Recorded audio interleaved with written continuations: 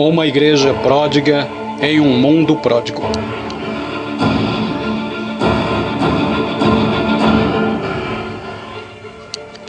Quem fizer um exame geral da igreja hoje ficará a perguntar-se quanto tempo nosso Deus Santo ainda vai se segurar para não vomitar essa Laodiceia de sua boca. Não há uma coisa em que todos os pregadores então estão de acordo, é que esta é a era da igreja de Laodiceia.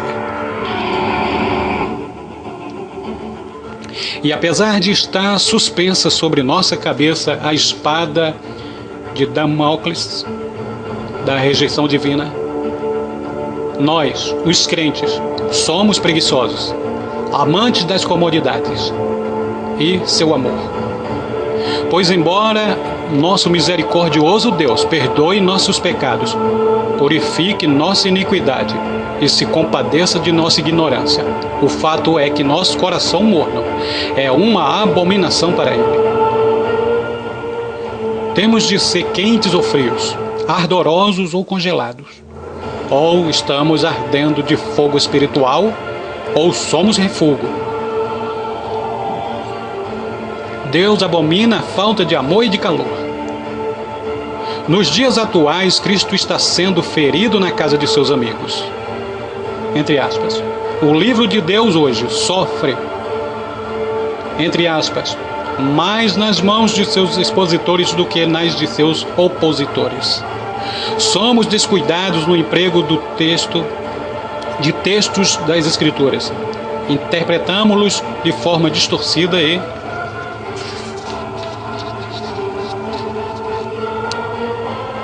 lentos demais para nos apropriarmos de suas incomensuráveis riquezas. Um pregador defende a inspiração da Bíblia com fala eloquente e espírito fervoroso, usando todo o seu vigor e energia. Mas instantes depois, este mesmo pregador, com uma calma mortal, começará a racionalizar essa mesma palavra inspirada com declarações contundentes. Esse texto não tem aplicação em nossos dias, entre aspas. E assim a fé ardorosa de um crente novo se esfria, com um jato de água gelada que vem da incredulidade do pregador. Somente a igreja pode agravar o Santo de Israel. E em nossos dias, ela demonstra uma habilidade incomum nisso. Se existem níveis de morte espiritual, então o nível mais baixo que conheço é pregar sobre o Espírito Santo sem ter a unção do Espírito Santo. Quando oramos, cometemos a imperdoável arrogância de suplicar que o Espírito venha a nós com sua graça, mas não com seus dons. Vivemos dias em que o Espírito tem sido reprimido ou relegado a segundo plano, até mesmo nos círculos fundamentalistas. Precisamos declarar que queremos ver cumprida a Escritura de Joel 2. Pode ser que até clamemos: derrama teu Espírito sobre toda a carne, Senhor. Mas ao mesmo tempo colocamos aí uma cláusula não expressa: mas não deixe que nossas filhas profetizem, nem que nossos jovens tenham visões.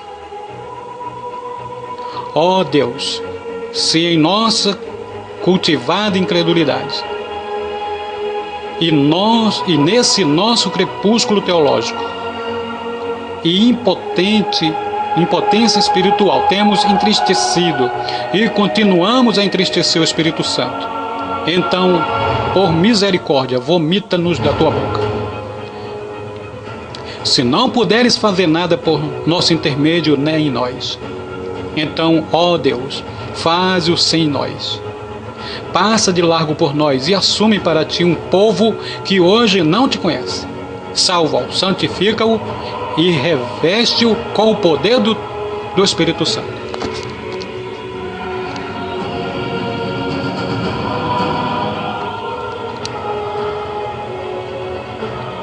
Para realizar um ministério na esfera do sobrenatural, depois envia-os ao mundo.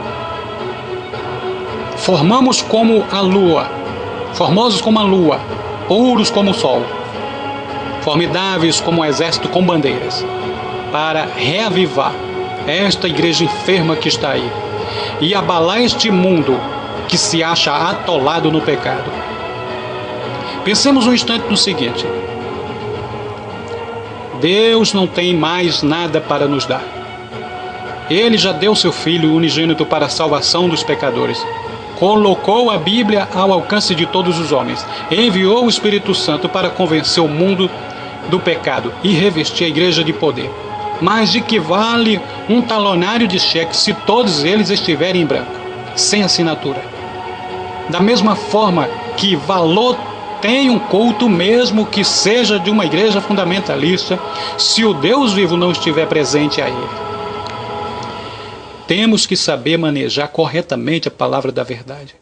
O versículo é: eis que estou à porta e bato. Apocalipse 3:20. Não é dirigido a pecadores por um Salvador que aguarda permissões para adentrar o coração. Não. A figura aí é da triste imagem do Senhor, a porta da igreja de Laodiceia, querendo entrar nela. Imagine só tal situação. O texto mais lido nas reuniões de oração é: porque onde estiverem 2 ou 3 reunidos em meu nome, ali estou no meio deles. Mas na maioria dos casos ele não está no meio, está à porta. Cantamos louvores a eles. Cantamos louvores a ele, mas rejeitamos sua pessoa. Pegamos uma porção de comentários e nos apoiamos nas notas de margem da nossa Bíblia, e assim como que nos imunizamos contra as ardentes verdades da imutável palavra de Deus. Não me espanto muito com a paciência que Deus tem com os pecadores, com homens de coração endurecido. Afinal, qualquer um tem paciência com uma pessoa cega e surda. Mas fico abismado com a paciência que ele tem com essa igreja egoísta, entorpecida, preguiçosa de hoje. O grande problema de Deus é que o mundo pródigo convive com uma igreja pródiga. Ah, que crentes fracos, cegos, falidos e arrogantes somos. Estamos nus e não nos damos conta disso. Somos ricos. Nunca a igreja teve tanto equipamentos. Mas na verdade somos pobres. Nunca o nível de poder esteve tão baixo. Não nos falta nada, e no entanto falta-nos quase tudo que a Igreja Apostólica possuía. Será que Ele está em nosso meio quando nos divertimos sem qualquer constrangimento em nossa nudez espiritual? Ah, como precisamos de fogo! Onde está o poder do Espírito Santo para derrubar os pecadores e encher nossos altares de convertidos? Hoje as igrejas estão mais interessadas em instalar seus aparelhos de ar-condicionado do que se condicionar para orar. Porque o nosso Deus é fogo consumidor. Deus é fogo, são imagens inseparáveis. Assim também são o homem e o fogo. Cada um de nós está trilhando um caminho de fogo. Fogo do inferno para o pecador e fogo do juízo para o crente. E infelizmente milhões de pecadores irão experimentar o fogo do inferno, porque a igreja perdeu o contato com o Espírito, com o fogo do Espírito Santo. Moisés recebeu o seu chamado por meio do fogo. Elias invocou o fogo do céu. Eliseu acendeu um fogo. Miqueias profetizou sobre a purificação pelo fogo.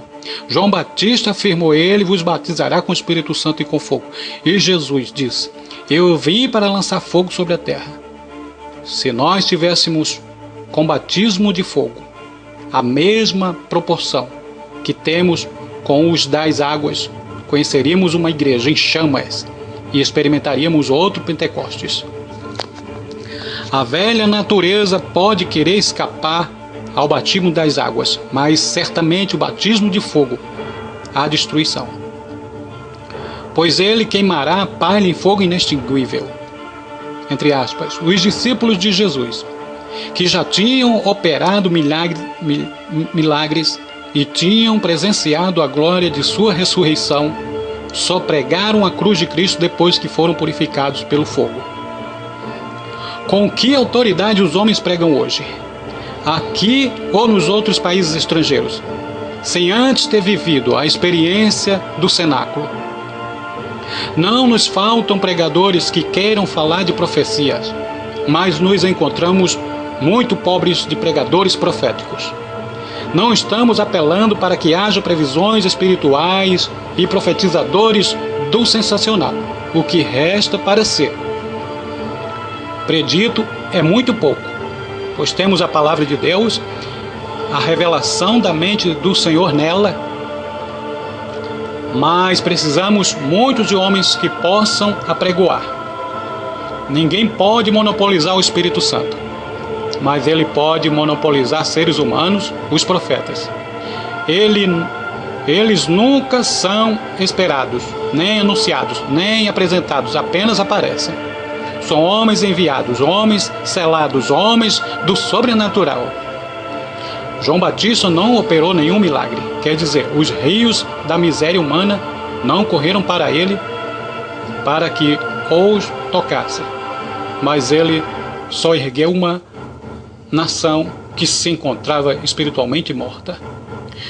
Chego a admirar-me com nossos evangelistas que, sem constrangimento algum, relatam que experimentaram um maravilhoso avivamento em tal ou qual lugar, quando milhares de pessoas vieram à frente consagrando sua vida a Deus.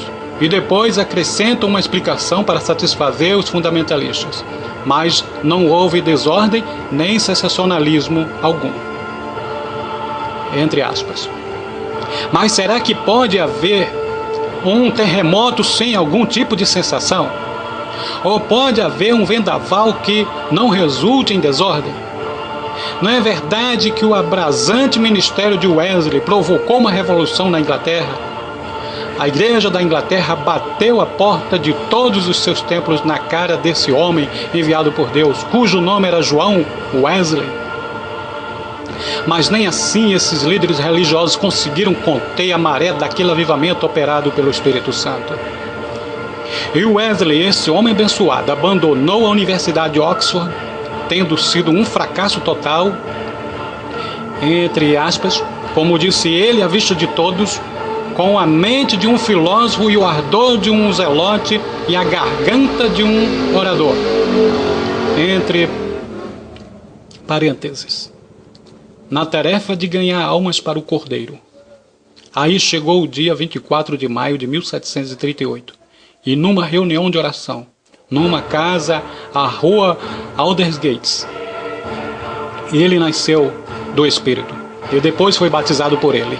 E durante 13 anos esse homem, que tinha um batismo de fogo, abalou 3 reinos.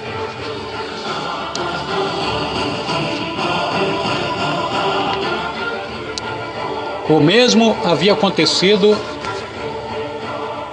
a Savonarola, que abalou a cidade de Florença, na Itália, a ponto de o rosto desse monge louco, entre aspas, tornar-se um terror para os florentinos, o motivo da chacota para os fanáticos papistas. Irmãos, à luz do conhecimento que temos sobre o altar de Deus, é melhor vivermos 6 meses com o coração em chamas, apontando o pecado deste mundo, seja em que lugar for, e conclamando o povo a libertar-se do poder de Satanás e se voltar para Deus, como fez João Batista, do que morrer cercado de honrarias eclesiásticas e de doutorados em teologia, para se tornar motivo de riso no inferno, para os espíritos das trevas. Ridicularizar os magnatas da bebida e censurar os políticos corruptos não atrai maldição sobre a nossa cabeça. Há quem faça as 2 coisas sem sofrer nenhuma ameaça à sua vida e à sua posição no púlpito. Os profetas do passado eram mortos porque combatiam veementemente as religiões falsas. E nós também devíamos nos deixar arder de santa indignação ao ver a religião falsa enganando nossos semelhantes e roubando de nossos entes queridos a salvação, ou ao ver sacerdotes levando-os para o inferno sob a efígie de um crucifixo. E talvez, quem sabe, daqui a alguns anos, para abrir o caminho para uma nova reforma no século XX, nós sejamos queimados em fogueira.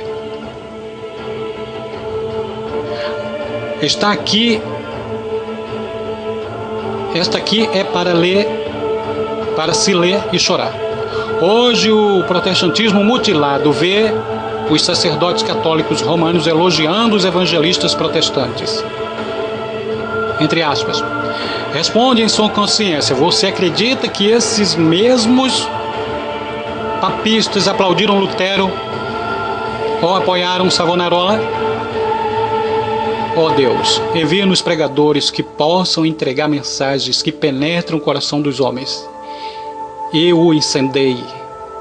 Envia-nos uma geração de pregadores, mártires, de homens em chamas, quebrantados e prostrados diante da visão de um castigo iminente e de um inferno eterno para os irregenerados. Que Deus nos envie profetas, homens destemidos, que clamem em alta voz e não poupe ninguém. Que abalem nações com lamentos ungidos, que sejam fervorosos, quase a ponto de se tornarem insuportáveis. Duros a ponto de sofrerem perseguição. Estamos cansados de pregadores que se apresentam de roupas elegantes, linguagem suave e torrentes de palavras, mas apenas com uma gota de unção. São homens que entendem mais de competição do que consagração, mais do que promoção do que oração. Substituem o crescimento do reino por propaganda e se preocupam mais com a felicidade dos membros da igreja do que com a santidade deles. Comparados com a igreja neotestamentária, achamos-nos tão abaixo do normal, somos tão pouco apostólicos. Em muitos casos, a sã doutrina está fazendo muita gente dormir, pois a letra não basta.